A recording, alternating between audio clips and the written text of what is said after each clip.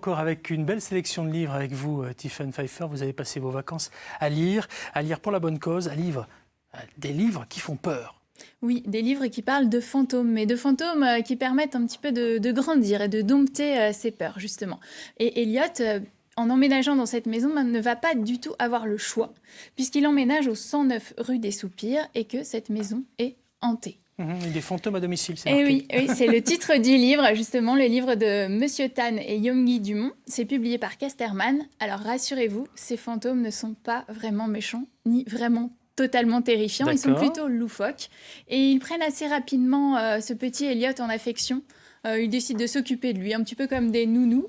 Vous le voyez là, ils lui font le petit déjeuner. Voilà, ils s'occupent vraiment de lui parce qu'en fait, ses parents sont tout le temps en déplacement et délaissent un petit peu le petit garçon qui a seulement 9 ans. Mais ils le prennent tellement en affection qu'ils font fuir toutes les babysitters qui se présentent. Le problème, c'est qu'un jour arrive une effrayante dame babysitter qui s'appelle Frida von Schloss. Ah oui, c'est la Tati Daniel des babysitters. Oui, oui, c'est assez flippant quand même. Ouais. Et du coup, cette bande dessinée est uniquement en dégradé de gris, donc c'est quand même un petit peu gothique. Voilà, c'est assez flippant aussi, mais c'est très drôle. Franchement, ça va beaucoup plaire aux enfants à partir de 7-8 ans. J'aime beaucoup cette phrase, si vous me le permettez. Ouais, je n'aime pas non plus les enfants qui se plaignent, qui rient, qui bougent dans tous les sens. En fait, elle n'aime pas les enfants, quoi. Voilà, non, elle n'aime pas les enfants et elle n'aime pas non plus les fantômes. Ah, c'est compliqué. Très clairement, je vous le dis. Donc, sa venue dans la maison va quand même semer le trouble.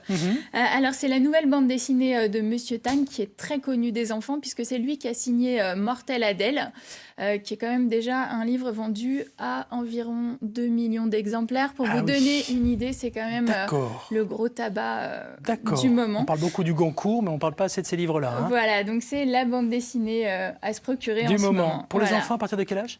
7-8 ans, et puis sans limite d'âge, je pense. Super, l'absence, l'amitié et la chasse aux fantômes au menu de cette bande dessinée qui s'appelle, on le rappelle ? 109 rue des Soupirs. Super. Vous allez à la rencontre des fantômes, aussi, ce matin. Certains même ont poussé la porte d'un manoir, paraît-il, hanté. D'autres montent dans des trains. C'est un truc un peu bizarre qui s'est passé pendant vos vacances, j'ai l'impression. Oui, c'est ça. Alors là, je suis montée dans le train fantôme, carrément, de Didier Lévy et Pierre Vasquez. Donc ça, c'est publié chez Sarbacane. Alors vous savez, c'est cette célèbre attraction des fêtes foraines. En ce moment, d'ailleurs, c'est la fête foraine. En ce moment, c'est la foire de Dijon. J'ai testé le train fantôme. Il a 3 étages. Carrément. Ah oui, non, c'est un truc de fou. Ça fait super peur. Enfin, voilà. Alors celui-là est encore plus terrifiant, je pense, parce que, si vous voulez, au départ, c'est un manège abandonné. Et il y a une petite fille, Lina, qui y va quand même, parce qu'elle veut retrouver son grand frère, Jonas, qui a fugué, en fait, suite à une dispute avec leurs parents. Donc, elle se donne les moyens. Tant pis, elle joue le tout pour le tout et elle monte dans ce train fantôme. Elle se retrouve dans les profondeurs avec des monstres effrayants, vous le voyez, ils sont tous plus effrayants les uns que les autres. C'est le Black Magical Express. Oui, c'est le nom du train. Oui, c'est assez terrifiant. Oui. Et c'est d'autant plus terrifiant qu'en fait, c'est illustré par des gravures. Donc, ça donne une impression très particulière. Et bien, ce monde terrifiant, c'est le monde un peu de la mort, du désespoir qui peut parfois saisir les ados.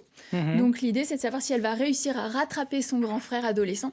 J'ai trouvé ça assez intéressant. Alors ça demande un petit accompagnement quand même, parce qu'on ne jette pas ce livre dans les mains d'un enfant de 8 ans comme ça. Mais ça peut permettre aussi de parler de la relation entre un enfant et un grand frère ou une grande sœur adolescente. Et puis des idées noires qui peuvent parfois travailler les enfants. Vous savez, des fois, ça les travaille, la mort, le désespoir, tout ça. Donc c'est un livre assez intéressant et en même temps, esthétiquement, c'est très beau. Le train fantôme. C'est ça. Voilà, on ne peut pas l'oublier, ce petit nom-là. Allez, des fantômes encore, vous nous en parlez. Le pire, ça serait peut-être de ne pas avoir peur des fantômes, finalement, pour les enfants. De ne pas avoir peur du tout. Est-ce que vous savez quand même que la peur, ça permet aussi de se prémunir du danger. Mais Lou, la petite héroïne de ce livre-là, de Bruno Pellegrino et Rémi Farnos, qui est publié à La Joie de lire, elle n'a peur de rien. Alors, c'est le thème de ce livre, Les mystères de la peur. C'est que cette petite fille, elle n'a peur ni des inconnus, ni des fantômes, ni même de se faire écraser par un train.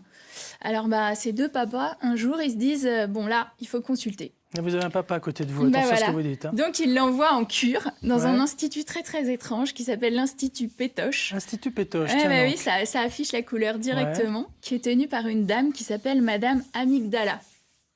Alors, amygdala, ça fait référence à l'amygdale, qui est cette petite glande qui, normalement, vous envoie le signal de la peur. Et alors là-bas, on règle les cas désespérés, hein, les allergies chroniques, le vertige, etc., avec justement des méthodes extrêmes, des trains fantômes, des grands 8 sans ceinture. Sans ceinture, ouais, non, Ah bah ça, oui, c'est histoire de voilà des décharges définitives, quoi. Parfait. Alors c'est vraiment un roman que j'ai adoré, et notamment la relation entre les différents enfants qui sont en cure et la petite fille et ses deux papas qui sont très inquiets, voilà, comme tout parent, de se dire bah ma fille, elle est intrépide, mais c'est génial. elle ne ressent pas la peur. Allez, rapidement peut-être, un dernier ouvrage, peut-être devenir soi-même un petit fantôme, pourquoi pas? Bah, on se une sélection dirait pour nous? peut-être que ça permettrait de ne plus avoir peur, Par de exemple, devenir soi-même un Je fantôme. ne sais pas si c'est moins terrifiant par contre. Mais alors non, c'est beaucoup plus terrifiant. Dans ce livre-là pour les ados, qui s'appelle Boo, de Neil Smith, Boo, B2O. eh bien, on se rend compte que c'est terrible. En fait, c'est un roman de science-fiction qui invente un espèce de paradis pour les ados de 13 ans. Voilà, c'est assez déroutant, mais je le conseille pour les ados. C'est super. Voilà. J'aime beaucoup le titre, en tout cas, Boo.